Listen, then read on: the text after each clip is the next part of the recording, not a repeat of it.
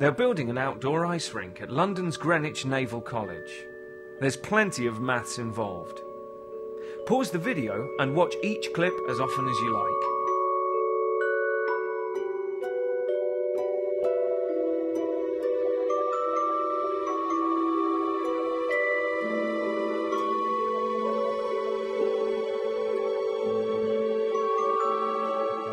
It's one of the biggest temporary ice rinks in London.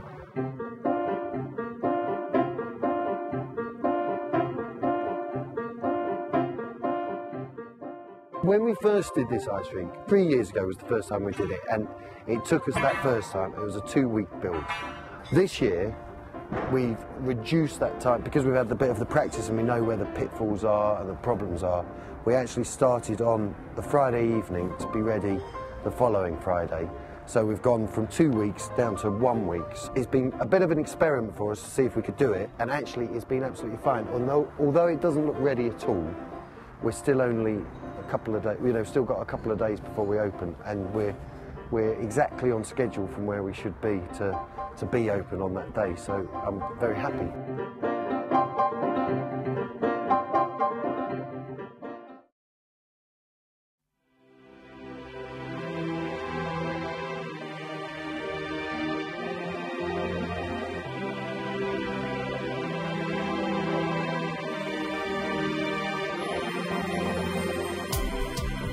This ice rink is 30 metres by 30 metres.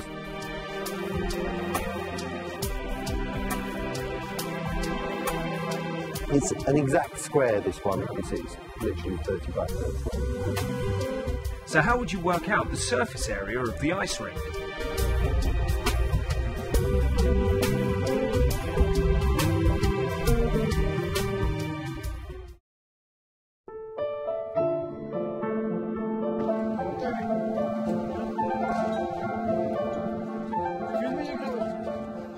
How would you work out how many barriers they need to go all the way round the edge of the ice rink?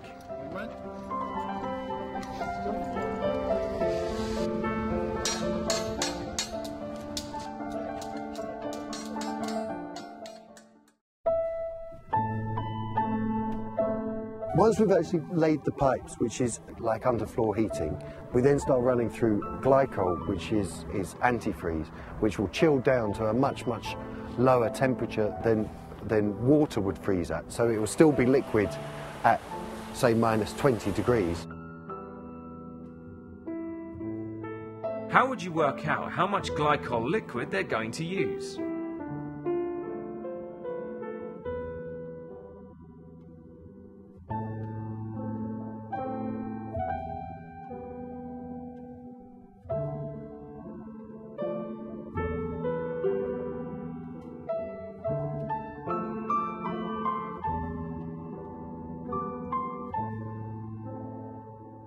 And what might be the total length of the pipes under the ice that the glycol will go in?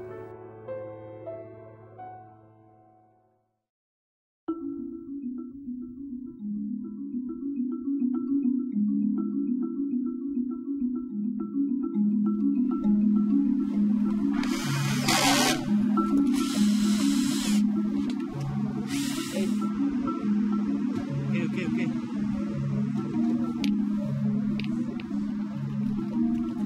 When you spray the water on the top, the water will actually start freezing and it becomes solid. So over the next 2 days, we will just continue to spray layer after layer of water until we end up with a lovely flat 4-inch thick ice rink.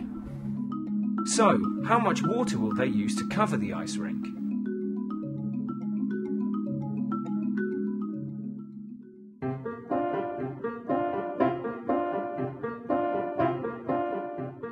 Everything is ramped as well as stairs, and this is obviously great for disabled access. So when we build here, we obviously take a lot of care in making sure that there's proper access for everybody. And there's a lot of guidelines which go with the rampage. They have to be a certain width. The length is determined by how high they have to go. So if they're 1 foot high, then they have to run 12 foot, because the rule is that they have to be a 1 in 12 rake to be able to meet the guidelines which are set down for wheelchair users. Find some steps around your building and work out how you'd build a safe ramp up them.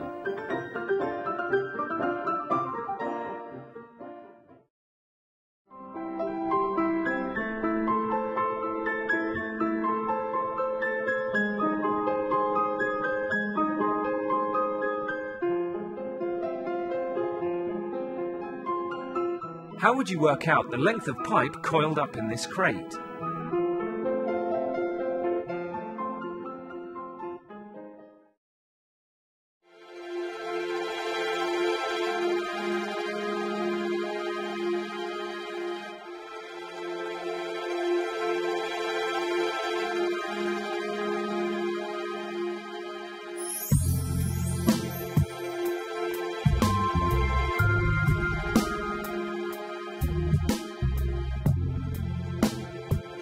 There's guidelines within the ice rink industry of how many skaters we're allowed per square meterage of an ice rink.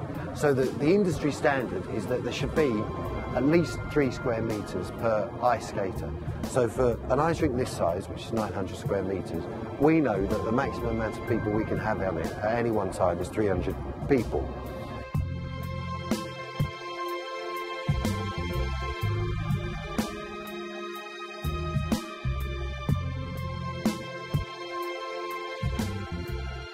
If we did have 300 people, it would actually be very, very busy. So on that basis, we say, okay, well, let's knock off 50 of those so that there's plenty of space for everyone to skate on, which gives us 250 tickets to sell. So we know that if we sell 250 tickets per hour, and we've got 10 hours a day, we're going to be able to sell 2,500 tickets per day. We multiply that with the amount it costs to go on, work that out over the period of the time we're doing, which is 43 days here, and then we know how much we could make if we sold absolutely every single ticket.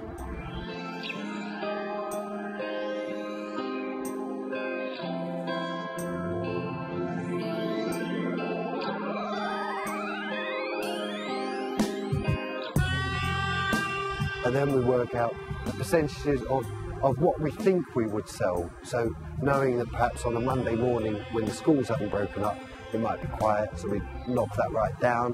But then saying on Christmas Eve, when it's going to be really busy, it's going to be packed, we know we'll have sold every ticket. We can sort of work out how many tickets we will sell. So have a go at working out how much money they might make during the skating season.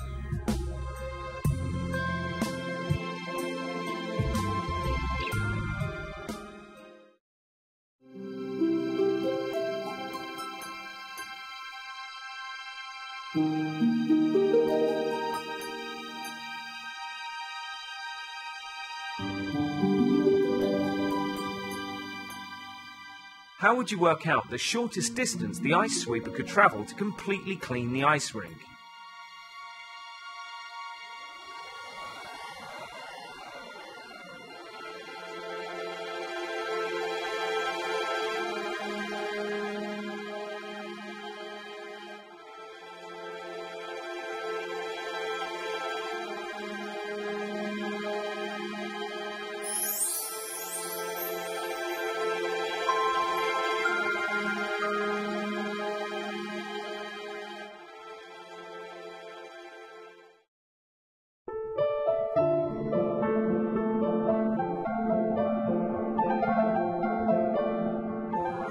My name's Travis and I'm working in skate hire, giving out people boots, giving them back their shoes. At the changeover, when a session's coming on and another session's coming off, we can have as many as 200 people coming onto the ice and 200 people coming off the ice, all wanting to change skates for shoes or shoes for skates, so it gets quite hectic.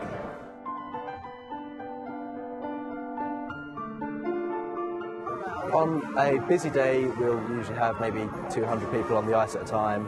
On a quiet day, we'll probably have maybe 100, maybe a bit less. We have from a junior size 8 up to a adult size 13. So we can cater for most people.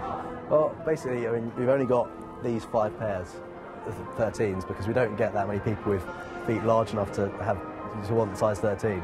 And you can probably set this out. They're fairly they're in fairly good condition. If you compare them to sort of like even one size below, these are a bit more used, a bit more scuffed, because we hardly get anyone using the 13s. I'm a 5. Size 11 normally, but I seem to have split myself into a size 10 today. Oh, that is personal. Oh, huge. 10. I'm a size 9. Size 10. Size 9. But it's not like ice. It's not like bowling. They don't put the sizes on the ice skates, luckily. Otherwise, I'd have had a 6 and just been crippled. 5, 6, 5.5, 4, 5, 5, 4, 7. How would you work out how many skates of each size the ice rink should have?